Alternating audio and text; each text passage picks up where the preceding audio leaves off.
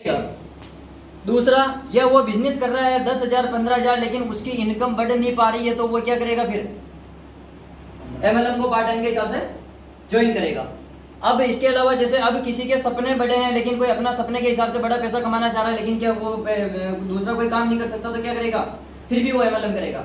आज अगर मेरे अंदर कुछ भी टैलेंटेड है, जैसे मान लिया मुझे मोटर वेल्डिंग का वर्क आता है, मुझे मोबाइल का वर्क आता है, चाहे मैं मैथमेटिक्स के अंदर बहुत होशियार हूँ, अगर मुझे पैसा चाहिए, मेरा सपने बहुत बड़े हैं, मैं काम बहुत बड़ा करना चाह रहा हूँ, लेकिन अगर मुझे पैसा चाहिए, मैं फैक्ट्री के अंदर चला गया तो मुझे उसने बता दिया कि ये धागा मशीन में पोते रहना, महीने के 15,000 रुपए मिलेंगे। क्या मिलेंगे? 15,000। तो मैं मेरा माइंड वहां पे लगा पाऊंगा? नहीं लगा पाऊंगा। सिर्फ एमएलएम एक ऐसी इंडस्ट्री है कि आपके अंदर क्या एबिलिटी है और आपने क्या सीखा, आपके अंदर क्या जुनून है, आप क्या चाहते हैं, आपकी लाइफ के कितने बड़े सपने और कितना बड़ा अचीवमेंट करना चाहते हैं, वो सारा आप एमएलएम से सीख सकते हो और कर सकते हो। अब तक 95% लोगों का एमएलएम के अंदर फेल होने का जो रीजन है, ये भी मैं आपको बता देता हूं।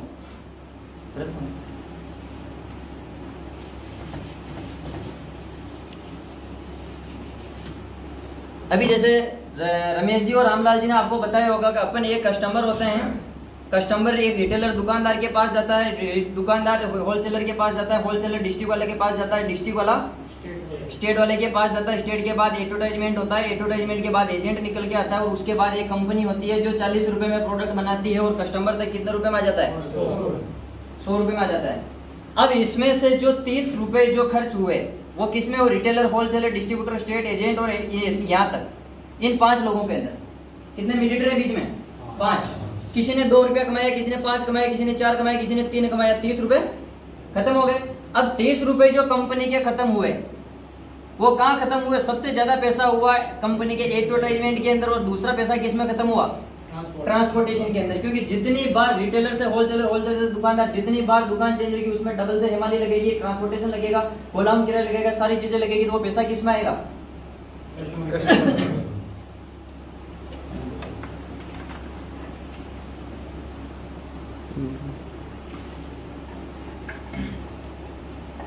अब मार्केट के अंदर बहुत सारी कंपनियां जो 5 साल 10 साल 15 साल 20 साल से जो मार्केट के अंदर कंपनियां चल रही है, अब मार्केट के अंदर कंपनी आती है, वो कहती है हम एक डायरेक्ट सेलिंग में काम कर रहे हैं। क्या कर रहे हैं?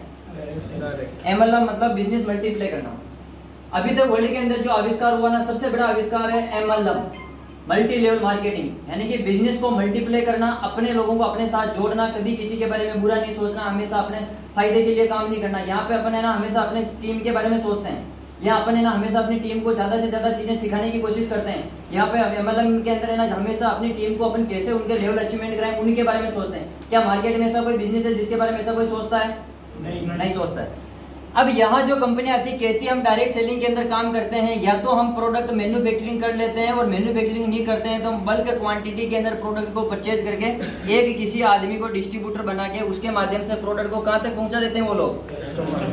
कस्टमर तक। अब प्रोडक्ट तो यहाँ पे भी 40 रुपए बन रहा था, तो इनके पास भी तो 40 रुपए में बन रहा है ना, ठीक है। फिर इन लोगों ने कितना अच्छा काम किया, डायरेक्ट सेलिंग के अंदर ये लोग आ गए, इन्होंने एमएलएम के अंदर लोगों को प्रोडक्ट देना स्टार्टअप कर दिया, कह दिया हम लोगों को रोजगार भी देंगे, घर घर तक इनकम भी पहुंचाएंगे, बिजनेस भी पहुंचाएंगे। इन लोगों ने क्या किया, जो प्रोडक्ट 40 रुपए में बन रहा था पहले कस्टमर तक 100 रुपए में पहुंच रहा था, तो इन लोगों ने कितना अच्छा काम किया, 200 रुपए में पहुंचा दिया। प्रोडक्ट को कितने पहुंचाया? सही कह रहा हूँ गलत कह रहा हूँ? एमएलएम के अंदर क्या हो रहा है अब तक? यही हो रहा है ना। जो प्रोडक्ट आपको अपने इस हिंदुस्तान के जो लोग हैं, जो 10 लोग इसके अंदर कमा रहे हैं, जिसमें 50 मजदूर भी होंगे, ऑटो भी होगा, रिक्शा भी होगा, सब चीजें होगी, जो लोग सब इनकम करते हुए भी जो 40 रुपए का प्रोडक्ट कस्टमर तक 100 रुपए का पहुंच रहा है, और जिसमें बीच में 10 लोगों की चेन पैसा कमाती है। कितने लोगों की चेन क्या पैसा कमाती है? 10 लोगों की। उन्होंने क्या करा, प्रोडक्ट को डायरेक्ट 200 रुपए।